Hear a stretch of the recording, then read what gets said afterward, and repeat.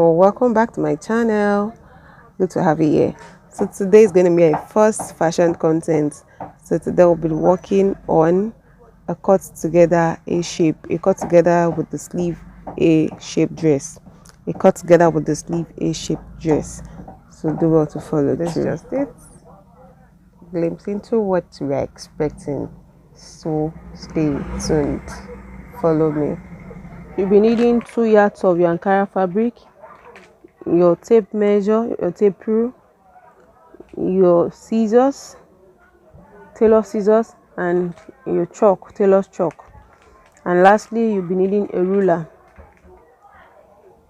Okay, so we'll move to measurements that we'll be working with. Here are the measurements. So you see that I have to slash it, that is on some parts like the bust. I have to do A, let's say I have A/B. That B is show that is from shoulder, is the measurement of from shoulder to that part, that is from shoulder to the bust, is that slash. The other one for the waist also from shoulder to the waist. That is what I have. So here I have my fabric, my Ankara fabric. That's the 2 yards of the Ankara fabric I'm working with based on the size of the person that I'm making it out to be.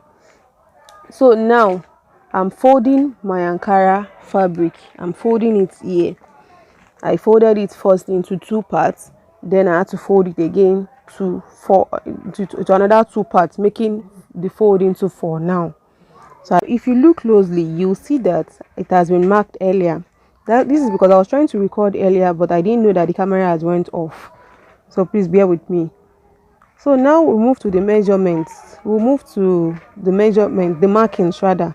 So on my neck part, on that very part that I'm pointing at, that's the neck part, I used 3 inches by 2 inches, 3 inches wide.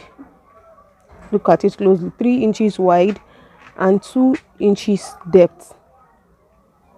That is what I have there, and 2 inches depth. So that is what I have there.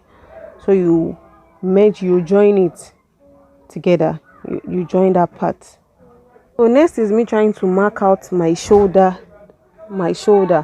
So the shoulder that I'm working with is 16, and half of 16 is 8 inches. So that's what I'm marking. I'm marking out 8 inches since it's on fold. So now from the shoulder measurements, I'll go down by 1 inch. So from the neck, from the width of the neck, I'm going to draw a slant line that passes across the 1 inch that I came down from the shoulder. Just draw a slant that passes down from that your shoulder width. It passes across that 1 inch that you came down from. So just draw that slant part like that.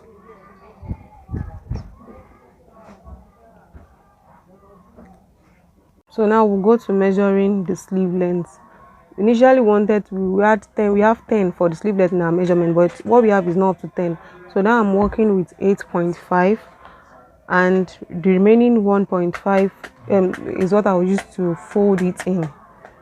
So follow closely, and then we'll go to round sleeve measurement. We'll come back to that later.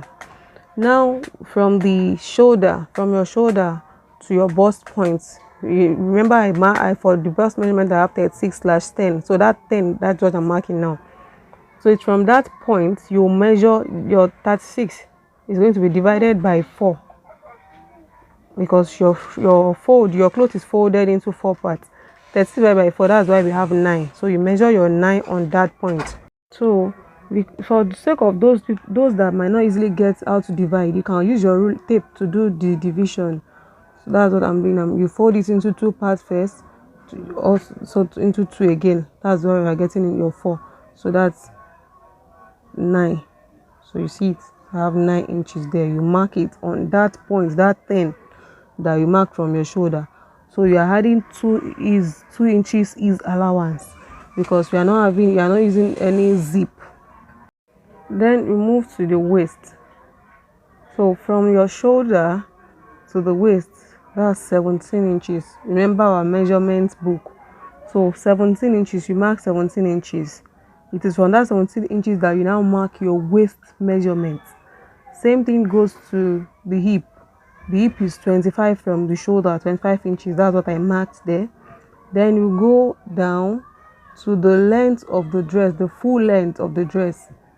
That's what I'm going to mark there. That's 41. Sorry, the video didn't capture it well. So the full length of the dress is 41 inches. So mark 41 there. And we are having 2 inches for our folding allowance. That is the hem allowance at the end of the dress. Now we go back to our waist. We'll mark our waist measurement. Remember from our measurements book, our waist measurement is 29 inches. So using your tape to do the division from the 0 part of the to 29, you fold it like that, you get the half of it.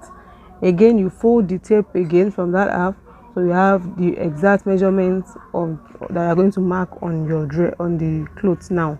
So we have 7.2 inches. So you mark your 7.2 inches on the 17 inches that will mark from the shoulder. 7.2 inches. You had your 2 inches ease allowance. That's what I'm marking there. Okay, so don't forget we are working with 2 inches ease allowance. Then we'll move to the hip. Our hip measurement is 38. So 38 divided by 4. That's what I'm trying to fold there to get the what we are going to mark. 38 divided by 4. You fold it first time, second time again. We are going to have 9.5. 9.5, 9.5. You can see. So you mark your 9.5 on the waist measurement, on the waist point there. So you mark it. Then you had your 2 inches ease allowance. Then you mark it. So now the remaining parts is, remember, if you look closely at drawing your figure, if you are drawing letter A, you see that the bottom is always kind of wide. So we are using that remaining side to get our A shape in particular. That's what we are using that remaining part to get. So if we measure it, what we have left, I think, is 5 inches. That's what we have left there. That is 5 inches. So there's a way we are going to mark it at the bottom side to form the A shape. So now we'll go back to our shoulder slope. Now I told you we are coming back to there. So we are trying to mark our round sleeve. Now on our measurement book, our round sleeve is 12. So half of 12 is supposed to be 6. But no, we are going to be working with, because I don't want it to be too tight. It has to be comfortable. It has to be for you to put on. So I'm adding 1 inch extra allowance to it, plus 0.5 for plus 0.5. That will be my sewing allowance at the bottom, that my joining allowance rather. So that means I'm marking 7.5 inches. That's what I marked there. I marked 7.5 inches. So that's what I'm trying to illustrate there, 7.5 inches. So you see, from that 7.5 that I marked now, with your ruler you connect it to the bust point. That is the allowance, the ease allowance. You connect it from the ease allowance of the bust to that point. You connect them together, you join them together that way. So that's what you see me doing now. So next is for me to just mark the round sleeve together. So then the next thing is for me to connect the dots from the hip point to the waist to the hip, and then to the end of the sleeve of the gown, which is the full length of the gown. So at the end of the gown, okay, let's say now I'm connecting the dot. I'm connecting the waist point now to the bust point. Note that is the ease allowance part I'm connecting and not the exact measurement. That is that 2 inches allowance that I added. That is what I'm connecting to one to another. So from the waist to my hip part. So that's what I'm trying to do there, from my waist part to the hip part. I connect them together, then to the end of the gown. So now you get the A effect. But note, from my waist now, you see that I didn't first connect from the waist to the hip. I'm looking for a way to just let it go straight down to the butt. Ensure that your ruling must not be in between the ease before the ease allowance. It is either it is on the ease allowance mark or outside of it if you are connecting it. So please take note. So on this one, you see that it's just a little bit outside of the ease allowance with the A effect, so it's fine. So you can just mark it like that. You can just mark it like that. So that's what you see me doing there, from the waist down to the length of the dress. Okay, so now we are done with that. Okay, so the next thing, I would want to take note of something at this part. If you're looking at considering the body structure of a female, you see that it doesn't just go in from the waist and just come out. So you have to just do a little bit of curve there, so it will not be too sharp. That's what you see me doing there. So it won't be too sharp. So that's what I'm trying to explain at that point. That's the essence of that curve there. So you connect it again, you can just do your markings again for it to be clear, so you won't cut on the wrong part. That's what I did there. Okay, so at the M part of the dress, the down part, you see me trying to curve it. To curve it, I don't want something too sharp, so I'm trying for it to be curved. So from the M part, I'll go up by 1 inch on the measurement that I marked the other time. So that I'm trying to move it closer so for you to see it. So that's 1 inch. See me, I went up by 1 inch from the M part. So I have to just form a curve, just small curve. I don't want it to be too sharp when I'm sewing.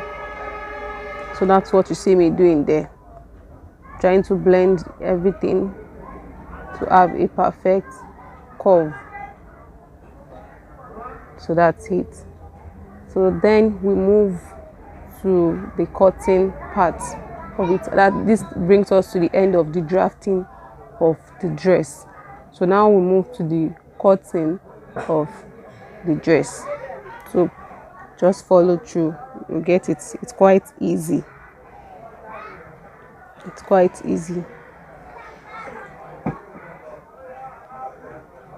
Something I just want you to note, even as we do the cutting here, is just that if you are able to get your measurement right, that is on the person you are sewing for, if you are able to get your measurements right and you are able to place the measurement rightly on your cutting, then you definitely have a great outcome for the dress. Trust me. So that is me adding 0.5 inches on the shoulder slope for joining allowance. I forgot to add that earlier. So I had to add that there. Then I had to cut the sleeve part. So that's what I'm trying to cut there. So I just cut that out. So now we have our dress all cut and all well drafted and cut out. So just cut we folded it into 4. That means we have the front part and the back part of the dress. That's what we cut together. So now I would bring I'll bring one part out for the front, while the other one remaining is for the back piece, because we still have to work on the front piece. If you remember, the neck that we cut out initially, that's 3 inches wide and 2 inches depth, is for the back, and we have to just cut it together because the back is quite higher than the front. We still need to work on the front piece. We still need to make it go lower than it is. What I'm doing here is trying to mark out the the wrong side of the fabric, because it kind of looks alike. I wouldn't want, when I'm sewing, that I'm sewing the wrong side for the right side. That's why I had to mark it together like that, mark it out like that. So now we have to work on the neck. So what I'm doing there now is that I'm marking out the neck. I want it to go down a little bit more. Initially we marked 2 inches depth, so now I'm adding 2 inches to the 2 inches that we marked earlier on to make it 4 inches altogether. So I'll cut it out. I'll just try to blend it with the neck width. Remember, the neck width is always the same both for the back and the front. It's just the depth that kind of differs. So I'm blending the 2 inches together now to make it 4 inches depth. That means the depth of the front piece is 4 inches. That's what I worked with for my front. I didn't want it to go too low because I'm still going to have a kind of opening at the front of my dress. So that's what I want to mark here now. So I'm marking 3. You can make it 4 or 3.5, as much as you want it to be opened. That is not going to be so wide. It's just like a straight kind of opening. So it's depending on how comfortable it is for you or the person you are sewing for, how comfortable you want it to be. So it's by choice. There I marked 4. So I'm not cutting it out now. I would still leave it. This is when I'm sewing, I would just use scissors to trim it, to cut out the line straight. So not that I'm cutting it now. I'm not forming any shape. I'm not drawing any shape. It's just a straight cut. But I'm only doing that when I'm sewing it, so it will be easy for me. The only thing I'm going to do here is just to notch the mid part. I just notch the mid part. So I'm coming back to that. So remember to also mark out the wrong side and the wrong side, so you won't mistake it for the right side of the fabric. Please take note of that. So the next thing I want to do is that I want to cut out my facing. I don't want a bias. There's something we call facing. If you don't know, we are not lining the dress, lining. But now what I want to do is cut out a facing. You can just get a piece of the dress, of the clothes that you cut out the pieces, and just get the pieces. That's what I'm doing. So something that can cover for the front side, and you cover it, and you can see I have a little extra. So for you to shape out your neck, and a little bit, you can just give it a little bit of shaping. So that way you can use it to turn the rough edges of your neck. The cut inside, you can just use it to turn it when you sew. You can use it to turn it inside. That's the essence of the facing. It acts as a lining. So you can just use pin to pin it down. Pin to pin it down for ease of cutting. So it won't be shifting here and there because it's not the same size with your front. And just use pin to hold it down with the main with the main cloth itself. So and you cut it out. What is left for you now is to just shape it. Since you've cut out the exact neck, so what is just left now is for you to shape it. So now I'm going down because I don't want it to, considering that the cloth is big and it's kind of long, so I can just go down by, let's say, 8. It's depending on you actually, anyhow you want it to be. It's not actually showing on the dress, so it's just inside I'm turning it into. So I went down by 8 inches and I've kind of shaped it with the other side. That's what I'm trimming out now. I'm shaping each other, and then after which you cut it out. You cut it out gently.